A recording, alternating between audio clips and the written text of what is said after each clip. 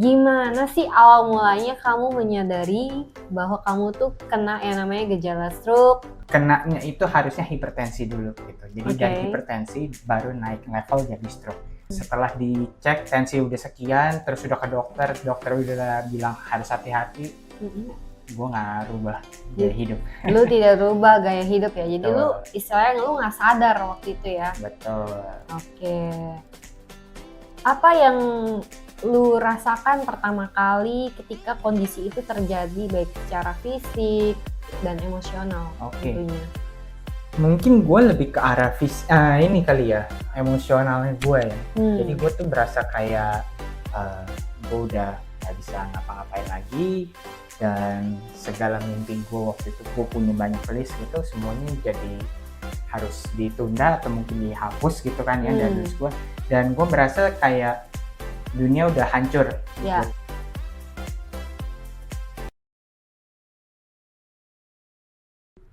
Hai semua, kembali lagi di Tanya Ahuy yuk. So, hari ini Ahuy bersama seorang pria yang luar biasa banget. Kita mau belajar dari kisah story temannya Ahuy. Mungkin boleh kenalin dulu. Halo, saya Karyadi. Umurnya sekian-sekian lah. Oh, sekian-sekian. Rahasia. Rahasia ya, oke. So, thank you ya Kar sudah datang. Mungkin lo suka dipanggilnya Kar atau... Panggil aja Didi. Oke, Didi. Iya. Jadi nama beken Didi. Betul. Oke, Didi bisa ceritain nggak kepada teman-teman Tanya Ahuy, gimana sih awal mulanya kamu menyadari bahwa kamu tuh kena yang namanya gejala stroke? Ya, oke. Kalau kayak gitu mungkin diluruskan dulu ya. Kenanya itu harusnya hipertensi dulu gitu. Jadi dari hipertensi baru naik level jadi stroke. Nah, waktu itu terjadi yang namanya hipertensi. Waktu itu pas yang sebelum kejadian itu 170 per 100 gitu. Wah, nah, waktu tinggi itu ya. Setinggi itu, dan ya udah. Itu sekali cek tuh atau berkali-kali cek selalu tinggi? Betul, selalu tinggi. Tapi kebetulan karena gua anaknya cuek bebek ya, setelah dicek tensi udah sekian, terus udah ke dokter, dokter udah bilang harus hati-hati, gua nggak rubah gaya hidup. Lu tidak rubah gaya hidup ya? Jadi lu istilahnya lu nggak sadar waktu itu ya? Betul. Oke. So, setelah itu apa yang lu lakukan sampai akhirnya stroke itu tiba, atau akhirnya lu kena stroke itu pertama kali? Oke, mungkin gue ambil tarik garis ini ke belakang dikit ya. Waktu itu kan sebelumnya kan gue hipertensi terus gue nggak obatin apa segala ya. Dan waktu itu setelah nggak gue obatin gitu, gue melakukan kebiasaan gue seperti makan sembarangan apa segala, terus makan sembarang tuh seperti apa tuh, Kar? Ya makan sembarangan ya, maksudnya yang babi. Ya. Terus pip gitu ya. Ya, terus juga sempat makan kambing apa segala. Tapi bukannya berarti itu nggak boleh ya.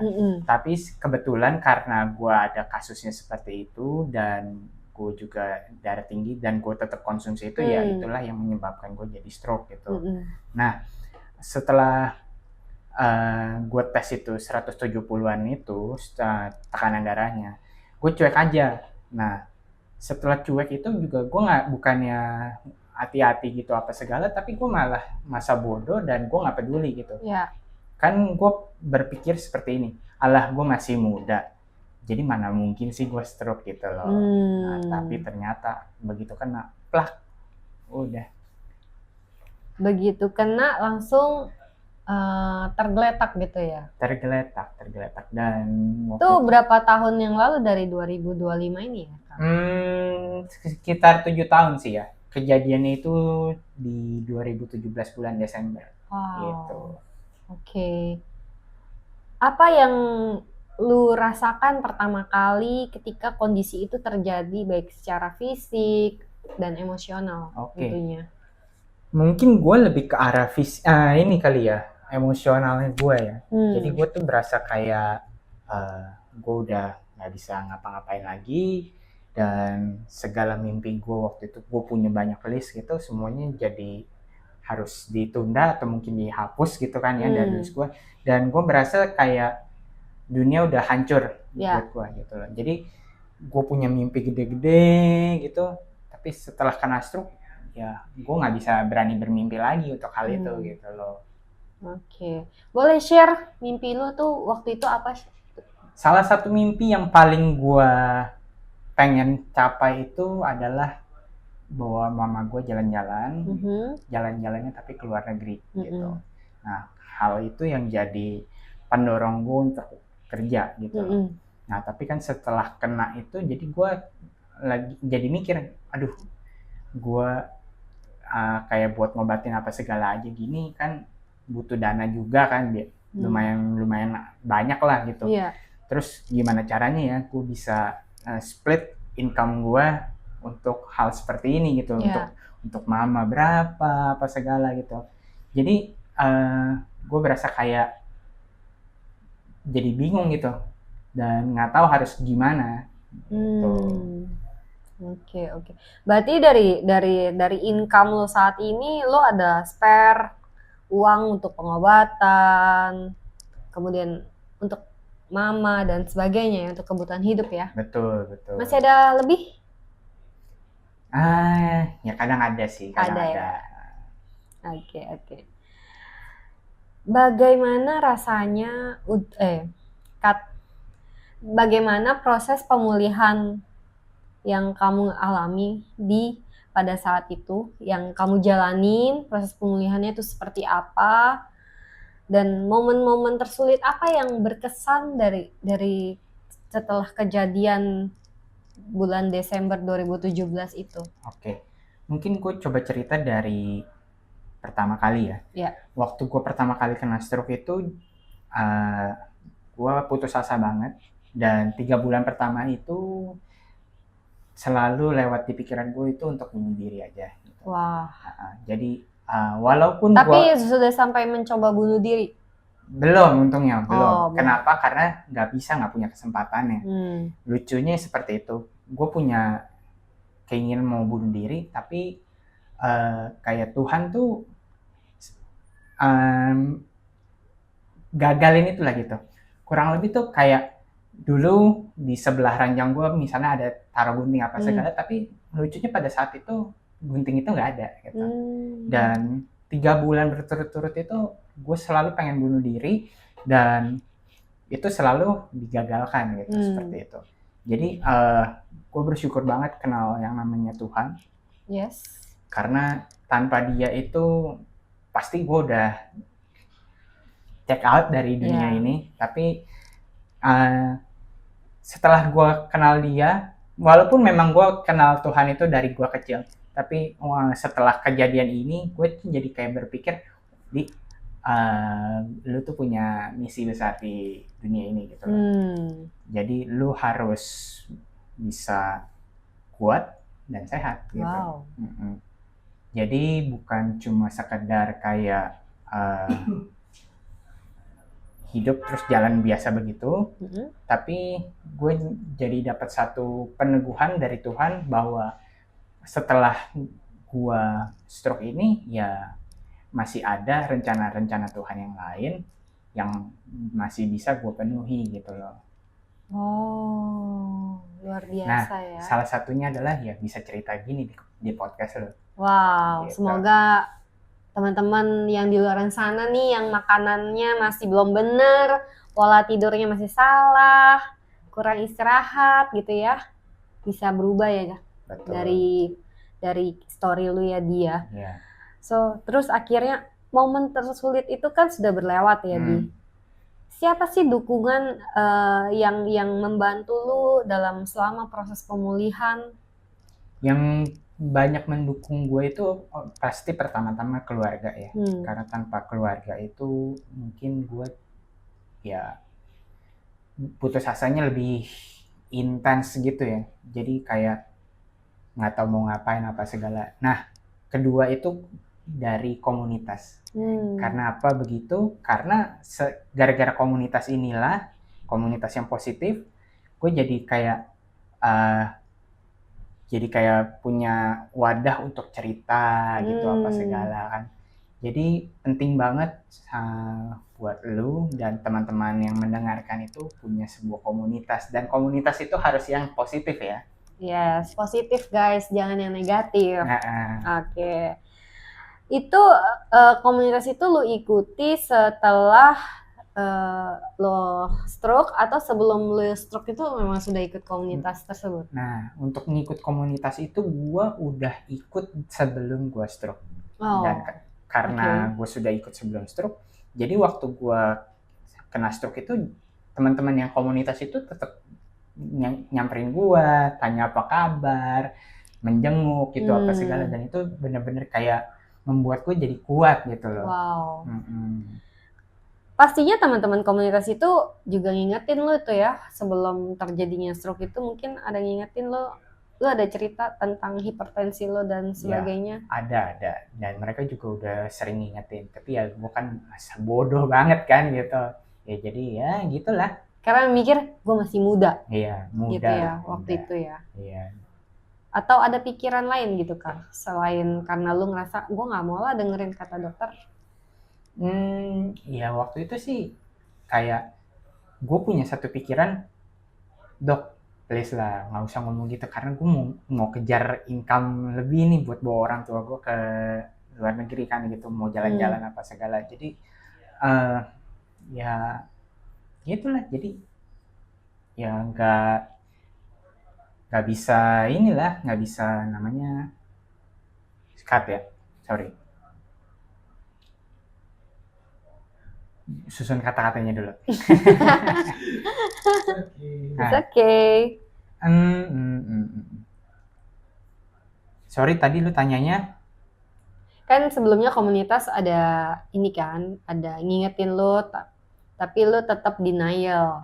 Ada hal lain gak yang membuat lu nggak mau dengerin nih? Kan udah diingetin sama komunitas, diingetin sama dokter, sampai akhirnya enggak lah, gue tetap pikir gue nggak kenapa-napa kok. Oke. Iya, jadi waktu itu tuh walaupun dari komunitas sudah bilang hati-hati, dari keluarga juga bilang hati-hati, tapi gue tetap ngotot untuk kerja dan makan makanan yang gak bener gitu, ya semata-mata hanya untuk ngejar kayak dapat income lebih buat bisa bawa orang tua gue ke luar negeri buat jalan-jalan kan gitu ya. Jadi ya gitu deh jadinya. Oke. Apakah ada pelajaran yang berharga yang Didi dapat dari perjalanan stroke ini sampai sekarang? Pelajarannya ya, itu lebih ke arah kayak jaga pola makan, terus pola tidurnya juga yang benar, istirahatnya yang cukup gitu loh. Karena dari 3 itu bisa menjamin, walaupun nggak 100% ya, itu bisa menjamin kayak keadaan lu ya lebih baik gitu, daripada lu kayak kerja gila-gilaan apa segala, and yet ternyata seperti gue jadi sakit, ya sama aja bohong gitu loh. Ya, oke. Jadi inget ya guys, kalian perlu jaga tubuh kalian. Jadi ketika sudah ada alarm, ya itu udah tanda-tandanya ya dia. Oke. Nah, bagaimana sih pengalaman ini yang merubah pandangan Didi tentang hidup? Oke. Pengalaman yang stroke ini benar-benar ngubah cara pandang gue terhadap kehidupan itu ya kayak kalau misalnya mau mati sebenarnya ya bisa aja dengan mudah gitu. Tapi ketika lu meninggalkan dunia ini, ada warisan apa yang lu tinggalkan gitu. Dan karena waktu itu gue gak mikirin ini, setelah gue sakit ini baru gue pikirin. Jadi untung banget gue nggak jadi meninggal ya waktu itu. Dan gue waktu itu sempat mikir, gila, gue belum kepikiran apa-apa loh, apa yang mau gue tinggalin buat ke belakang gue gitu. Jadi gue jadi sampai satu kepikiran gitu, kayak lu harus melakukan sesuatu yang berguna gitu. Dan ya yang berguna itu ya menurut gue sampai saat ini adalah ya kasih tahu ke orang-orang yang belum sakit stroke ataupun sakit apapun gitu untuk bisa jaga kesehatan. Makan yang benar, tidur yang cukup, apa segala. Emang mungkin ada kayak pemikiran orang-orang kayak, lah gue kan mau dapat duit banyak atau apa gitu kan. Jadi ya wajar dong gue harus tukar itu dengan kehidupan bukan kehidupan, ke kesehatan gue dan istirahat gue apa segala, ya itu wajar dong. Tapi buat gue itu kayak lu nggak bisa seperti itu juga, lu nggak bisa egois seperti itu. Sedangkan kenapa gue bilang begitu? Kalau misalnya lu sakit apa segala, yang susah duluan siapa? Pasti keluarga dong, gitu. Kalau misalnya keluarga udah nggak mampu, mau minta tolong lagi sama siapa gitu. Jadi ya dengan pemikiran seperti itu ya marilah kita lebih mikirin jangka panjangnya kita gitu. Kejadian hari ini, apa yang gue alamin ini berdampak gak sama kehidupan nanti berikutnya gitu. Dampaknya ada nggak buat orang tua lo, buat teman-teman lo apa segala, itu sebenarnya luas banget. Dan itu kalau dipikir-pikir ya mau suka nggak suka ya berdampak gitu. Waktu kejadian stroke itu pasti kan pengobatan tuh lama ya dia. Itu 2017 lu akhirnya bisa survive berapa lama lu bisa sembuh dan sampai sekarang masih dipercaya sama Tuhan untuk menjalani kehidupan. Kalau pengobatan ya, gue sampai sekarang pun masih menjalani pengobatan.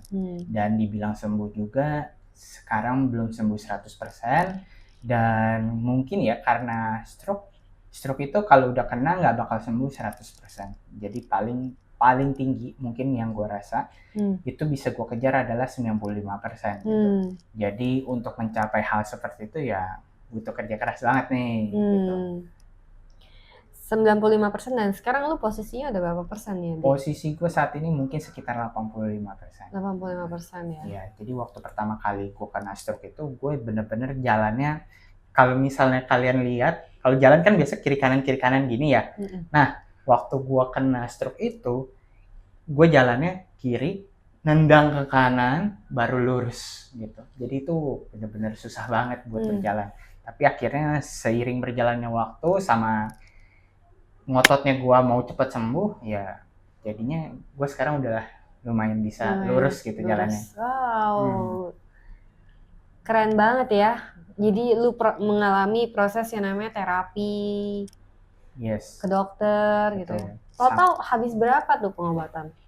Waduh, kalau itu nggak pernah gue hitungin ya. Cuma kalau misalnya waktu itu mungkin ada kali ya sekitar per 1 bulan itu mungkin ada 5-8 mungkin gitu. 5-8. Itu biaya sendiri ya? Iya. Itu biaya sendiri. Dari asuransi? Kalau asuransi kebetulan gue adanya asuransi kantor. Jadi kalau asuransi pribadi gue nggak punya dan gue emang udah nggak bisa ngambil asuransi dari sejak lama. Ya. Sejak lama tuh sejak 2017. Sebelum itu juga udah nggak bisa gue. Gitu. Angkat bentar. Hoi, kalau kayak yang sebelum tanya ini apa tadi? Apa? Bagaimana pengalaman merubah? Yang 5-8 juta itu lebih baik di take out aja. Take out ya. Karena nggak. Take out ya, Bel. Karena ada kepentingan di kantor juga kan, jangan sampai disebarluasin gitu. Oke. Ya udah, berarti itu nggak usah deh. Oke, kita lanjut ya. Nah, Kar, apa pesan yang ingin kamu sampaikan buat orang-orang yang di luar sana yang sedang berjuang dalam masa pemulihan dari stroke? Pesan gue cuma satu, jangan menyerah. Karena begitu kita nyerah ya kita habis langsung. Tapi kalau lu nggak menyerah, percayalah jalan Tuhan itu ada buat lu dan teman-teman lu. dan teman-teman semua sekalian, Tuhan nggak pernah ninggalin gue. Oke. Jadi tetap semangat pejuang stroke, dan kalian gak sendiri. Kita berjuang bersama, melakukan pengobatan, jaga pola hidup ya Karya. Ya. Oke. Nah, untuk keluarga atau orang terdekat pasien stroke, apa hal terbaik yang bisa mereka lakukan untuk bisa mendukung pemulihan? Kalau mendukung pemulihan ya, kalau dari gue pribadi adalah lebih sabar aja ngadepin gue gitu.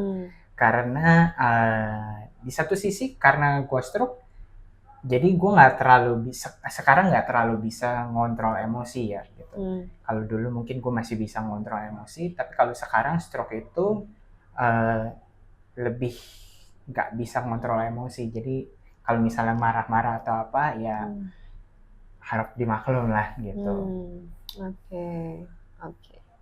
Jadi pesannya adalah harus sabar ya. Sabar, betul. Untuk apakah dari Didi sendiri ada kebiasaan atau perubahan gaya hidup yang sekarang Didi lakukan menerapkan demi kesehatan? Oke. Kalau itu lebih ke arah pola makan sih ya. Kalau dulu kan gue suka makan makanan yang ya begitulah tadi yang gue bilang. Kalau sekarang itu gue lebih mengontrol itu. Jadi oh ya sama ini, dulu kan gue bener-bener suka sama yang namanya bakmi ya. Bakmi dan mie instan apa segala gitu yang berhubungan dengan mie. Nah gue tuh pernah dalam 1 minggu, dan setiap harinya itu gue makan pagi, siang, sore makan mie. Wah. Jadi karena itu ya jadinya kan stroke. Nah yang gue lakukan adalah sekarang gue menjaga makanan itu jangan sampai gue makan kayak dulu, dan gue sekarang menerapkan. Tapi udah nggak makan Indomie lagi dong? Kalau Indomie gue udah enggak, tapi kalau bakmi itu mie ayam segala gue masih. Tapi gue mengontrol konsumsi itu jadi 1 kali dalam 1 minggu. Gitu. Jadi dari yang setiap harinya makan, jadinya seminggu sekali sekarang. Nanti lama-lama 1 bulan sekali. Iya. Oke, jadi kita nggak boleh over ya? Betul. Oke. Terus ada lagi nggak yang lo lakukan perubahan? Oke, selain makan mie itu mungkin gue sekarang lebih ke arah kayak jalan pagi kali ya gitu. Jalan pagi walaupun sebentar, tapi itu berguna banget sih. Karena kayak satu ya itu memompa diri gue untuk jadi lebih baik gitu. Dan yang kedua itu ya jadi kayak biasain diri untuk olahraga gitu. Berapa langkah nih jalannya? Kalau gue sekarang ini pagi-pagi doang itu bisa 3.000 sampai 4.000 langkah. Gitu. Oke. Terus gue kerja apa segala, terus pulang dari kerja juga gue coba ke treadmill gitu. Ya pokoknya abis-abis bisa 8.000, 9.000 sampai 10.000 langkah lah. Gitu. Jadi untuk menjaga pola hidup salah satunya adalah dengan berolahraga ya. Betul. Oke. Pertanyaan terakhir nih Di buat kamu. Bagaimana Didi bisa tetap menjaga semangat dan motivasi selama perjalanan pemulihan ini? Oke. Yang gue lakukan adalah ngingetin diri gue sendiri kalau waktu gue tuh belum selesai. Tuhan masih banyak mau melakukan hal-hal yang luar biasa melalui gue. Jadi karena itulah yang membuat gue jadi semangat terus setiap harinya. Gitu. Oke. Thank you ya Di buat sharingnya. Semoga orang-orang yang di luar sana bisa belajar dari kehidupannya Didi dan bisa jadi berkat. Amin. Thank you.